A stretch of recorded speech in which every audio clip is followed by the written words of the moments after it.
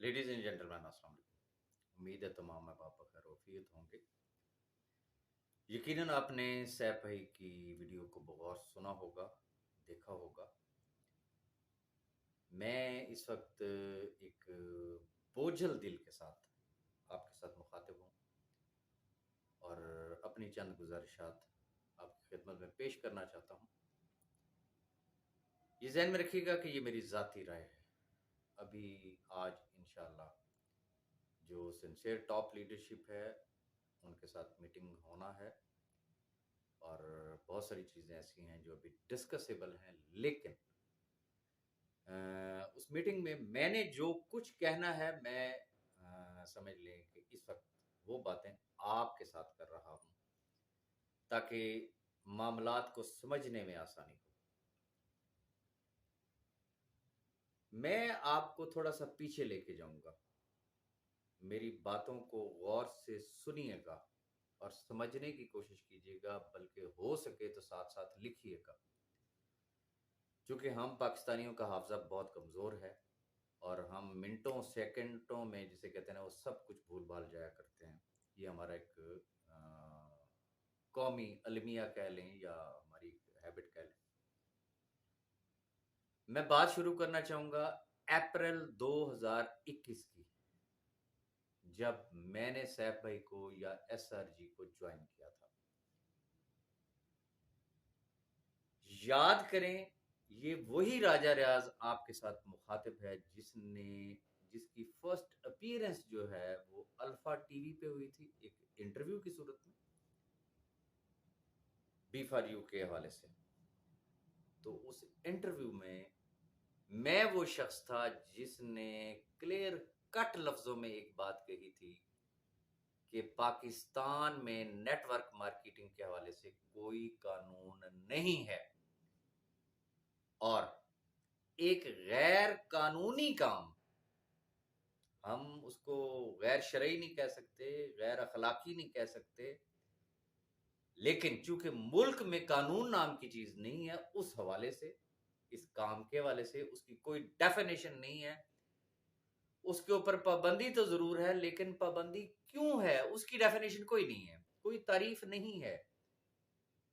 जैसे होता है ना कि ये काम इसलिए ठीक है, इसलिए इसकी रजिस्ट्रेशन हो रही है, ये काम इस ये ठीक नहीं है इस वजह से इसकी रजिस्ट्रेशन नहीं हो सकती। कानून के अंदर उसकी कोई तारीफ नहीं है। तो मैंने पहली दफा ये बात की थी और याद करें कि उस वक्त इसी राजा रियाज के लते लिए गए थे।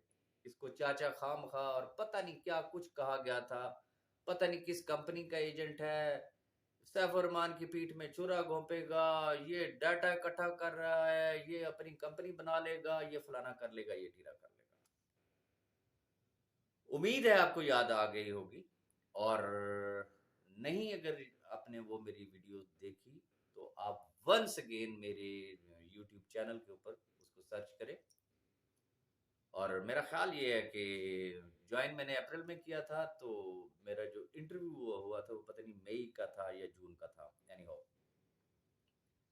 तो मैंने उस वक्त ये बात कही थी कि मुल्क में कानून नहीं है, लेकिन वक्त ने साबित किया कि जो चीज आपके सामने थी आपको यूं लगा, क्यों लगा, उसमें भी मैं उसकी भी डेप्थ में जाना चाहूंगा। सैफ भाई की वीडियो में आपने एक लफ्ज सुना होगा, उन्होंने कहा जी मुझे जो कहा गया, मैं दियारे गैर में था, मैं ये समझता था कि उधर जो कहा जाता है उसके ऊपर अमल किया जाता है, लेकिन यहाँ पे लोगों ने पैसे लिए, लेकिन किसी बंदे ने कोई काम नहीं किया। उनको थपकी ये दी गई कि आप में और बाकी कंपनियों में फर्क ये है कि आपके फिजिकल प्रोजेक्ट्स है। आज कोई माने या ना माने, लेकिन लाखों लोगों ने वो फिजिकल प्रोजेक्ट्स अपनी आंखों से देखे हैं। एनीहाउ, तो वो इसी जोन में रहे कि जी मेरे तो फिजिकल प्रोजेक्ट्स है और मेरा जो कुछ है वो पाकिस्तान के अंदर है, तो मैं इंशाल्लाह जीत जाऊंगा। खैर, उस शख्स ने, in other words you can say कि शह देने वाले जो थे उन्होंने उस शख्स को शह दी कि सैफ साहब डट जाओ जनाब, तुसी शेर है हो, बस भिड़ जाओ इदारों के साथ। और वो शख्स भिड़ गया। मुझे आज भी उस शख्स के वो अल्फाज याद हैं कि जब अप्रैल में मैं मिला तो उसने, हम क्यों भाई बने थे, उसकी बुनियाद ही एक थी कि ये 5 लाख खानदान, अगर खुदा ना करे मैं इदारों के हत्थे चढ़ गया तो फिर ये 5 लाख खानदान रुल जाएंगे। मकसद इन 5 लाख खानदानों को बचाना है। याद करें उस वक्त जब हाई कोर्ट में सैफ साहब के केसेस थे, अभी उनकी बेल रिजेक्ट नहीं हुई थी, तो मेरी थ्योरी क्या थी? मैंने एक मिसाल दी थी, उसको भी मजाक बना दिया गया। मैंने मिसाल ये दी थी कि जब भी अगर कोई कौमी मसला आता है तो सबसे पहले हम नारा ये लगाते हैं कि सबसे पहले पाकिस्तान। हम तमाम इख्तलाफात को भूल जाते हैं। और उस वक्त मैंने एसआरजी फैमिली को एक नारा सजेस्ट किया था कि सबसे पहले सैफुर रहमान खान न्याजी, अगर सैफुर रहमान खान न्याजी सेफ है तो ये लाखों खानदान जो है वो सेफ है। अगर सैफुर रहमान खान न्याजी सेफ नहीं है तो ये लाखों खानदान जो है इनके मुकदरों में सिवाय धक्कों के और कुछ नहीं हो सकता। जिस तरीके से पास्ट के केसेस आज भी पेंडिंग में पड़े हुए हैं, किसी को आने टके का क्लेम नहीं मिला है साल से। बहुत सारे अहबाब अल्हम्दुलिल्लाह मोर देन 90% उन्होंने मेरे उस नजरिए के साथ इत्तेफाक किया। लेकिन 10% वो लोग थे, क्योंकि उस वक्त एक ऐसी वेव चलाई गई, एक ऐसा मीडिया ट्रायल किया गया, यूट्यूब पता नहीं कहां कहां सोशल मीडिया पे वो एक माइंड सेट बनाया गया और लोगों को धकेला गया इदारों की तरफ कि नहीं ये भाग जाएगा, ये आज भाग जाएगा, ये कल भाग जाएगा, ये अफगानिस्तान के जरिए भाग जाएगा, ये ईरान के जरिए भाग जाएगा। जरा पूरी हिस्ट्री को उठा के आप देख लें। खैर, लेकिन उस शख्स ने जो वादा किया था कि मैं पीठ नहीं दिखाऊंगा, मैं इन लाखों खानदानों को कभी भी अकेला नहीं छोड़ूंगा। उस मर्द के बच्चे ने फेस किया। मुझे ये बता दें, डेड ऑनेस्टली बता दें, अगर वो चाहता तो क्या वो पाकिस्तान से नहीं भाग सकता था? क्या लोग नहीं भागते हैं? ईसीएल में नाम होने के बावजूद क्या लोग नहीं मुल्क छोड़ के भाग जाया करते? लेकिन उसने जो कहा उसने साबित करके दिखाया। किस्सा मुख्तसर ये कि फेस करते करते सुप्रीम कोर्ट से उनकी बेल रिजेक्ट हुई, नैब कस्टडी में चले गए, एक इंक्वायरी हुई, इंक्वायरी इन्वेस्टिगेशन में बदली, इन्वेस्टिगेशन के बाद फाइनली रेफरेंस फाइल हो गया, फिर नैब कस्टडी से वो जेल भी चले गए और उसके बाद सिर्फ 10 लाख रुपए में इस्लामाबाद हाई कोर्ट ने उनको जमानत दी। उनके लिए मिस कोट किया गया, हमेशा किया जाता है। क्या किया जाता है कि जी सैफुर रहमान खान न्याजी ने कहा था कि जी मैं बस, मुझे आप छोड़ दे तो मैं 1 हफ्ते में लोगों को पैसे दे दूंगा। कॉमन सेंस की बात है, ऑन रिकॉर्ड बैंक अकाउंट्स उस शख्स के सीज कौन कर रहा है? इदारे कर रहे हैं। प्रॉपर्टी सारी उसकी सीज कौन कर रहा है? इदारे कर रहे हैं। शनाख्ती कार्ड उस शख्स का ब्लॉक, पासपोर्ट उसका जब्त, ईसीएल में उस शख्स का नाम। तो मुझे सिर्फ इस बात का जवाब दे दें, हाउ इज इट पॉसिबल कि वो शख्स जो है सारा कुछ तो उसका इदारों के पास हो और वो कहां से किसी शख्स को पैसे देगा?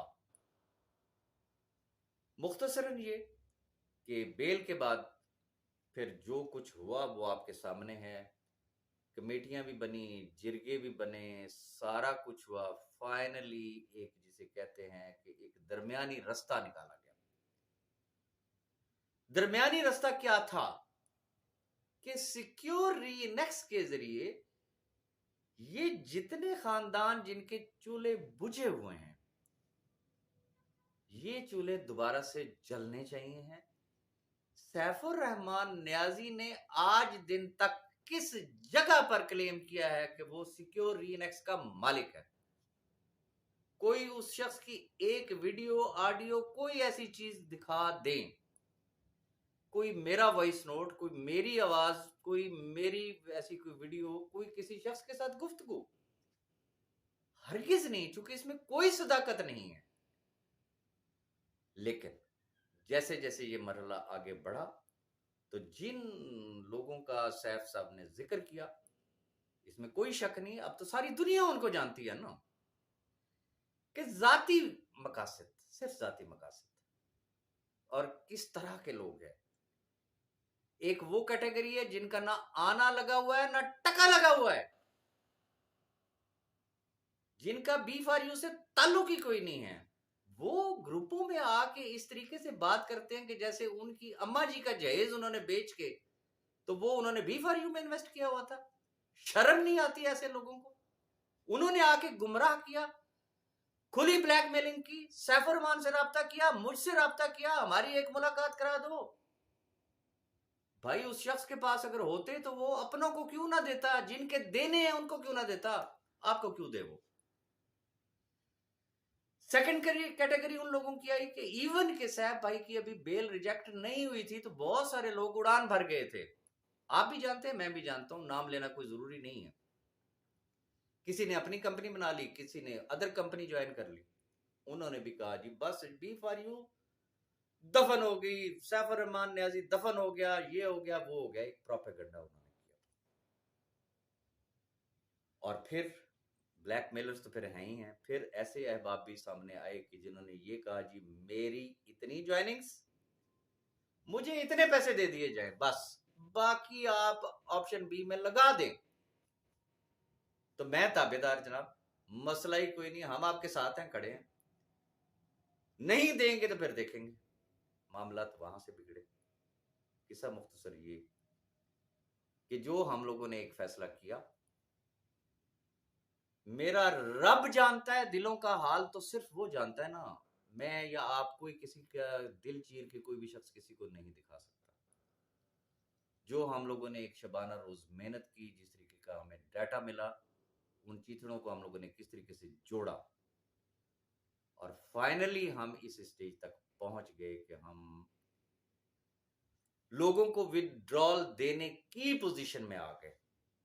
लेकिन आप जरा पिछले 1 महीनों के सिर्फ डिफरेंट यूट्यूब चैनल्स की वीडियोस उठा के देख लें, हमारे पास रिकॉर्ड पड़ा हुआ है। पिछले 1 महीने के कम से कम, सिर्फ अगर आप डिफरेंट ग्रुप्स में जो वॉइसेस शेयर होती हैं, सुबह फजर के टाइम शुरू होती हैं और रात तहज्जुद तक वो चलती हैं, बारी बारी ड्यूटियां लगी हुई हैं। किसको हिट लिस्ट पे रखा गया? सिक्योर लिनक्स को। खुदा के बंदो, आपकी जिद है किसी एक शख्स के साथ, किसी एक ने आपको गाली दी होगी, आप उससे बदला लो। आप इन 5 लाख खानदानों से बदला ले रहे हैं। आपकी कोई बात अगर नहीं सुनी होगी तो किसी एक शख्स ने नहीं सुनी होगी, तो बदला इन 5 लाख खानदानों से। क्लियर कट खुली धमकियां दी गई, दावतें आम दी गई, आइए जनाब नैब में एप्लीकेशन दीजिए, FIA में एप्लीकेशन दीजिए, SECP में एप्लीकेशन दीजिए। लोगों को इनवाइट किया गया, फंडिंग हुई, चंदे इकट्ठे हुए, वकला हुए, सारा कुछ हुआ। ये आपके सामने है। आज मुमकिन है वो इस बात से मुकरें, क्योंकि उनकी आदत है मुकरना, लेकिन उनके ग्रुपों में वॉइस नोट्स, उनकी रोज की एक्टिविटीज और YouTube चैनल भरा हुआ है कि उन्होंने क्या क्या नहीं किया, किस किस इदारे में नहीं गए। मैं आपको खुल के बता रहा हूं, SECP में वो गए, FIA में वो गए, नैब में वो गए। अब हमारी बैड लक ये कि हमें ग्रुपों में से पता चला, YouTube के जरिए एज यूजुअल हमें पता चला कि जी सैफ भाई को कोई नोटिस वगैरह जारी हुए हैं सिक्योर लिनक्स के हवाले से। ये एक ऐसा गेम प्लान तैयार किया गया, इस नुक्ते को सिर्फ आप समझने की कोशिश कीजिएगा कि किसी तरीके से खींच तान के सैफ रहमान न्याजी को लिंक कर दिया जाए इसके साथ, सिक्योर लिनक्स के साथ, उसके खिलाफ एक नई इंक्वायरी बने, फिर इन्वेस्टिगेशन के लिए उसको गिरफ्तार किया जाए। जैसे ही वो गिरफ्तार होगा, जेल में जाएगा, तो बस हमने तो बदला ले लिया। वो खुल के कहते हैं, आप उनके वॉइस नोट उठा के देख लें। वो चाहे खवातीन हो तो चाहे वो हजरात हों, सबको आप जानते हैं कि सैफुर रहमान न्याजी जेल जाएगा, इतने साल की सजा होगी, हम सजा करवा के रहेंगे, हमने ये कर दिया, हमने वो कर दिया। ओके, रब तो जानता है ना कि हमने क्या किया इन 5 लाख खानदानों के लिए। अल्हम्दुलिल्लाह, जो वादा किया था हमने अपनी जुबान पूरी की, हम आज भी अपनी जुबान पर कायम हैं। अब सूरत हाल क्या है? स्ट्रेट फॉरवर्ड सी बात है, दो रास्ते हैं। एक रास्ता है इदारों से टकराव का, बड़ी सिंपल सी बात है, माजी की तरह। शाबाश जी न्याजी साहब, टकरा जाए जनाब, मसला ही कोई नहीं है जी। ओके, टकराते हैं, एक नई इंक्वायरी खुलती है, एक नई इन्वेस्टिगेशन होती है, एक नया रेफरेंस फाइल होता है। फैसले आपको पता है पाकिस्तान है वो बाद में होंगे कि गुनाहगार है भी सही, कोई ताल्लुक है भी सही या नहीं है। दूसरा दूसरा रास्ता क्या है? बड़ा स्ट्रेट फॉरवर्ड और जो जिसमें 100% सच है कि सैफुर रहमान खान न्याजी का सिक्योर इनेक्स से सिर्फ इतना ताल्लुक है कि उनके सामने एक सजेशन आई, एक प्रपोजल आई कि ये कंपनी है, ये जो जो लोग अपनी मर्जी से ऑप्शन बी को एक्सरसाइज करेंगे तो वो कंपनी उनको महाना की बुनियाद पे प्रॉफिट्स देगी on these terms and conditions. आप सिर्फ एक जिम्मेदारी उठा लें कि जैसे ही जब भी आपके बैंक अकाउंट्स ओपन हुए तो जिन जिन लोगों को वो कंपनी प्रॉफिट्स दे रही होगी आपने डायरेक्टली पेमेंट उस कंपनी को कर देनी है, और जो उस कंपनी को नहीं ज्वाइन करेंगे वो ऑप्शन ए वाले हैं, आप उनको डायरेक्टली कर दीजिएगा। उन्होंने इस बात पे आमीन कहा। अब अंधे को भी पता है कि केस वाइंड अप के करीब है, न्यू नैब लॉज भी आ गए हैं, सारी चीजें आपके सामने हैं। किसी भी वक्त, मुझे ये तो नहीं पता कि केस का फैसला कब होगा, I am talking about the bank accounts and properties, क्योंकि एज पर न्यू नैब लॉज ये उनका राइट है, वो अनफ्रीज हो सकती हैं किसी भी वक्त, वो अनफ्रीज हो सकती हैं, जिससे सिर्फ ऑप्शन बी वाले नहीं बल्कि ऑप्शन ए वालों के भी कटे क्लोज हो जाते हैं। तो फिर अकल क्या कहती है, सोच क्या कहती है? मैं फिर वापस उसी तरफ आऊंगा कि सबसे पहले सैफुर रहमान टक्कर ले, वो वापस अडयाला जेल में होगा, फिर वही साल हा साल की गेम, वही आगे चक्कर, फिर भी तो सारा कुछ खत्म होना था। तो क्यों ना चंद हफ्ते, चंद महीने और सब्र कर लिया जाए, उनके बैंक अकाउंट्स ओपन हों, उनकी प्रॉपर्टीज अनफ्रीज हों, वो हर शख्स का जो आना टका लगा हुआ है वो उनकी अमानतें उनको लौटाएं और कहानी खत्म, एंड दैट्स ऑल। अब ये मेरी एक जाती सोच है, मैं आज भी आप तमाम अहबाब से और लीडरशिप की भी जो मीटिंग होगी तो मैं उनको भी यही एक सजेशन दूंगा कि सबसे पहले सैफुर रहमान, अगर ये शख्स बाहर है तो फिर बहुत कुछ हो सकता है, लेकिन अगर जो चालें चली जा रही हैं उसको वापस जेल भिजवाने की, अगर वो कामयाब होगी तो फिर मुश्किलात बढ़ेंगी, कम नहीं हो सकती हैं। अब मैं ये आप पे छोड़ता हूं, आप क्या सोचते हैं, आप क्या चाहते हैं? मैं जो उन लोगों ने एप्लीकेशंस दी, किसी का नाम ढका छुपा नहीं है, सारे ग्रुप्स देख लें, यूट्यूब चैनल्स देख लें, किस किस ने क्या क्या धमकियां दी और क्या कुछ उन्होंने कहा कि जी हम सिक्योर इनेक्स के खिलाफ ये कर देंगे, हम सैफुर रहमान को जेल भेज देंगे। मैं आप तमाम अहबाब से रिक्वेस्ट करूंगा कि सब मिल के अगर एक दफा दुआ करें कि अल्लाह पाक उनको हिदायत दे, कम से कम वो इस हद तक खुद गर्ज ना बने कि लाखों खानदानों के चूल्हे बुझ जाएं। उनकी हिदायत की दुआ के साथ एक और चीज मैं आपसे कहना चाहूंगा,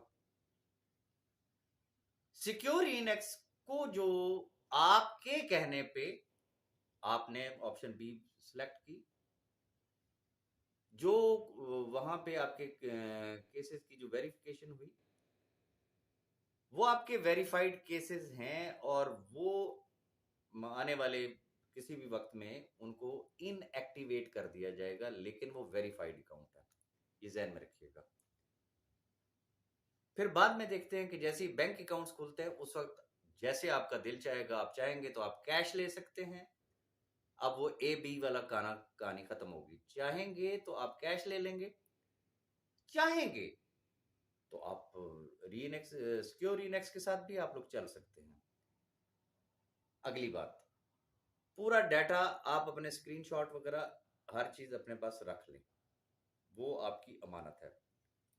वेरिफिकेशन होगी समझ लें कि डाटा की। अब आ जाते हैं उन अहबाब पे जो पर्टिकुलरली एंड प्योरली जिनका ताल्लुक बी फॉर यू से था, SRG से था सॉरी, और उन्होंने अपनी ही SRG की आईडी में अगर कुछ डिपॉजिट करवाया। मैं उन लोगों की बात करना चाह रहा हूं जो इंटरनेशनली काम कर रहे हैं। जो भी उन्होंने डिपॉजिट कराया, ऑब्वियसली सिक्योर रीनेक्स उनको बाय ईमेल कांटेक्ट करेगी और उनको ऑप्शन देगी। अगर वो चाहें तो वो अपने पैसे जो है वो रिफंड ले सकते हैं, पहली बात। लेकिन अगर वो इंटरनेशनली सिक्योर रीनेक्स के साथ चलना चाहेंगे तो उनको एक न्यू साइन अप लगाना पड़ेगा, SR का, सिक्योर रीनेक्स का, SRG वाला नहीं।